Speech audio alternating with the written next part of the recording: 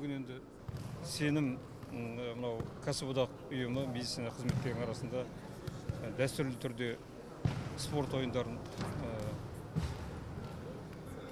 жылма-жыл өткізіп, мынау бірінші емес екінші рет өткізіп жатыр. Біз енді кәдімгі жағдайда жаз айларында өткізетін едік, мынау қыс айларында да мына жабық спорт залды пайдаланып жақсы белсенді қызмет жасап жатыр. Бұл сенім кәсіподақ ұйымына үлкен рахмет айтамыз.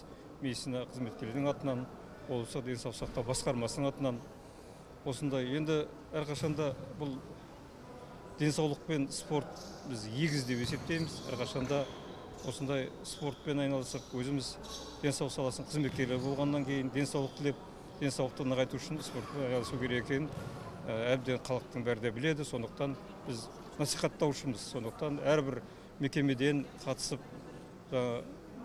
әріптесім айтып кеткендей 17 команда қатысады. 2 күн бойы өткізіліп, бүгін футболдан мини футбол өткізілсе, ертең ерлер мен жігіттердің арасында, қыздардың арасында волейбол және волейболдан толықтай 2 күнге есептеліп өткізілгелі тұр. Сондықтан барлық әріптестеріме сәттілік тілеймін. Біз стоматолог орталығынан келіп тұрмыз. 2 күнге де қатысамыз. Қыздарымыз да, жігіттеріміз де дайын.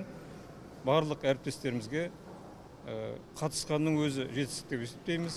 Орын алса, одан сайын жақсы, сәттілік тілейміз. Әрқашанда осындай спортпен айналысып, деніміз сау болсын деген тілек айтамын.